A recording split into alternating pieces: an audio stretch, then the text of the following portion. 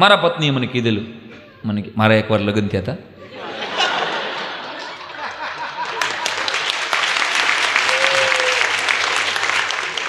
મને કે મને કોઈ મોંઘી જગ્યાએ લઈ જાઓ ને,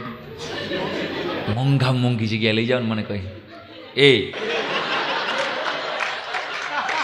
અને હું મારા મિસિસના સ્કૂટર પાછળ બેસાડી અને ગોંડલના મોટામાં મોટા પેટ્રોલ પંપે લઈ ગયો.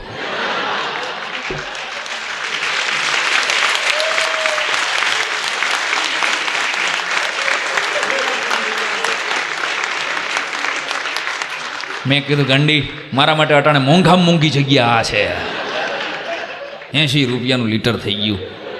જે લોકો ભાવ વધારે છે ને, ક્યાં ખબર છે કે આમાં પેટ્રોલની હારે અમારું જીવે બળે છે.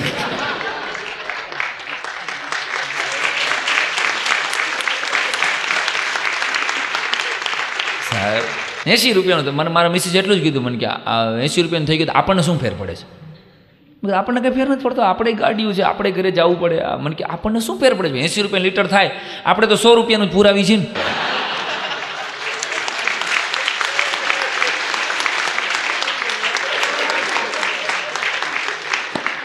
હવે એને મારે કેમ સમજાવું કે 100 રૂપિયામાં પોલિયન ટીપા જેટલું આવે છે યાર.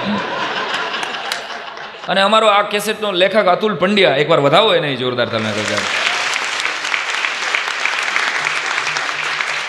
એને તો મને હમણાં એક ભયંકર કલ્પના કરી, મને કે સાંઈરામ 100% પેટ્રોલનો ભાવ જો આટલો જમાવટથી વધતો રહેશે ને તો 20-20 વર્ષ પછી તો એવું થશે કે બેંક છે ને, અત્યારની બધી બેંક, એ બધી પૈસાને બદલે પેટ્રોલ બેંકો શરૂ થશે. સૂત્રો લખાશે પેટ્રોલ દાન મહાદાન. અને બેંક છે ને, એ લોકો કહેશે કે તમે તમારા સંતાનોને 20 વર્ષ પછી 4 લીટર પેટ્રોલ આપવા માગતા હોય તો અત્યારે આટલા લીટર પેટ્રોલ જમા કરાવો.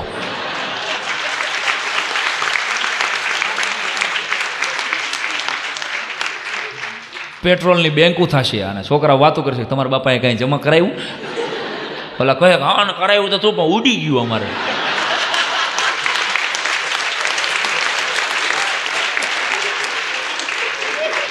બાપાએ શું સ્ટોરેજના પૂરા રૂપિયા નહોતા આપ્યા.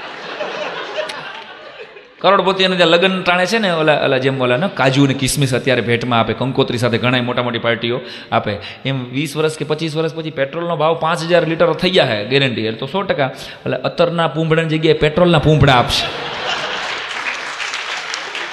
પેટ્રોલ વાપરે એ દિવસ બહુ દૂર નથી કે આ પેટ્રોલ પંપો જેટલા છે ને એ બધા મ્યુઝિયમ વાળા લઈ લેશે.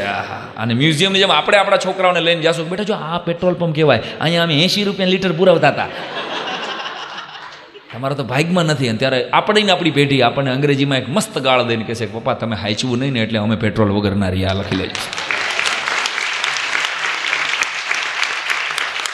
સાહેબ ઈશ્વરની સંપત્તિ છે, ઈશ્વરની સંપત્તિનો એવો સમજણપૂર્વકનો ઉપયોગ કરીએ. આ પાણી, આ પ્રકાશ, આ વીજળી, આપણે નથી સાચવતા એટલે ભલામણ ધોરું થતું જાય છે ધીમે ધીમે. આપણને એમ છે કે ભગવાન, પણ જેથી ભગવાનના બિલ આવ્યા ને તેથી હોજાડી દેવાના છે સાહેબ, યાદ રાખજો. ભગવાનનું આપણને પવનનું બિલ આવે ને સાહેબ, પેઢીઓ દેવામાં ઉઠી જાય, આ બેંકો ઉઠી જાય આખે આખી. આ ઈશ્વર કેવો કૃપાળુ છે સાહેબ. બાઇબલનું એક વાક્ય છે કે ઈશ્વર એક જ કામમાં વ્યસ્ત છે અને એ છે મને તમને પ્રેમ કરવામાં.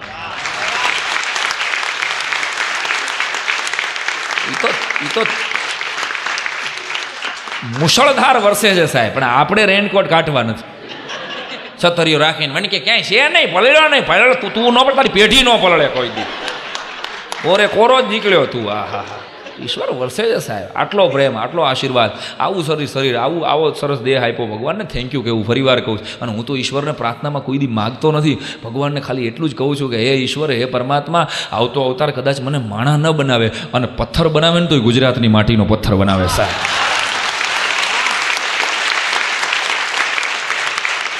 આ ધરતી, કોક ગાંધી, કોક સરદાર, કોક શ્યામજી કૃષ્ણ વર્મા જેવો એકાદ રાષ્ટ્રને પ્રેમ કરનારો વ્યક્તિ એની ઉપરથી નીકળી જશે. કોઈ સંત, કોઈ ફકીર, કોઈ ઓલિયો, સાચી રીતે જીવનારો કોઈ સત્પુરુષ એની માથેથી નીકળી જશે ને સાહેબ, કે જલિયાણ જોગી કે બગડાના બજરંગદા બાપા જેવો એકાદ ઓલિયો એના માથે પગ દઈ દેશે ને તોય મારો મોક્ષ થઈ જાય સાહેબ. એ ધરતી આપણી જાતને, આપણી માતૃભૂમિને જ આપણે અંડર એસ્ટિમેટ કરી રહ્યા છીએ. અને આ અતુલ અઘરો મારો ભાઈબંધ છે પાકો, અઘરો એવો. મને ફોન આવ્યો, મને કે જલ્દી મારે સિવિલ હોસ્પિટલે પહોંચવું હોય તો શું કરવું? ગોંડલ મારે જલ્દી પહોંચવું હોય તો. મેં કીધું ગમે એ ટાયર હેઠે આવી જાય, 15 જ મિનિટમાં 108 તને પોગાડી દે સિવિલ હોસ્પિટલે.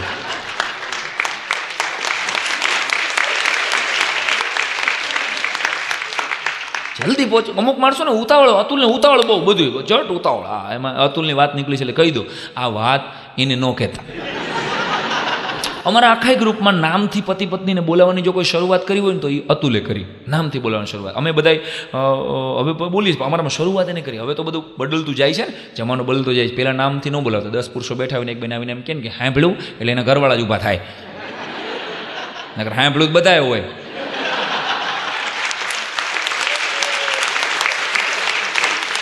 બિપિનભાઈ આ બીજા હું કાંઈ બેરા ગુડાના છે. એક તમારા ભાઈ શબ્દ છે, તમારા ભાઈ, તારા કાકા રાજકોટ ગયા છે, જે આવ્યા નથી. હા, એક ચોથો શબ્દ છે ઈ શબ્દ છે. ચોથું મારું સંશોધન છે, કે ને ફેણ ચડાવીને ઊભો થાય. હા હા, મને કીધું, હા તને જ કીધું, હા ભાઈ ગયા. પણ એની અમારા અતુલને છે ને નામથી બોલાવવાની શરૂઆત એણે કરી. એટલે ભાભી આમ લગ્ન થયા ને ત્યારે એટલો ભાવથી બોલાવતો, અતુલ. ત્યાં તો અતુલને નિશોવવો પડે હસોડો અમારે. પાણી થઈ જાય. આહા, 5 વર્ષ થયા ને પછી સ્વાભાવિક છે કે પ્રેમમાં ઘટાડો આવતો જાય સંબંધોમાં. એટલે કે અતુલ, અતુલ. અહીંયાથી અતુલ પર આવ્યા. અને આ વિહોક પર હમણાં લગ્ન થઈ ગયા છે. હમણાં હું આ કહેવા ગયો ને કે ફીફા ખાંડે ફેસબુકનું આપણું રેકોર્ડિંગ છે ને તમે સમયસર પહોંચી જાય. ખખડાવું નહીં ભેગા બે વચ્ચે કંઈક ધબધબાટી ડોખો હાલતો હતો ને ભાભીએ કીધું, અતલા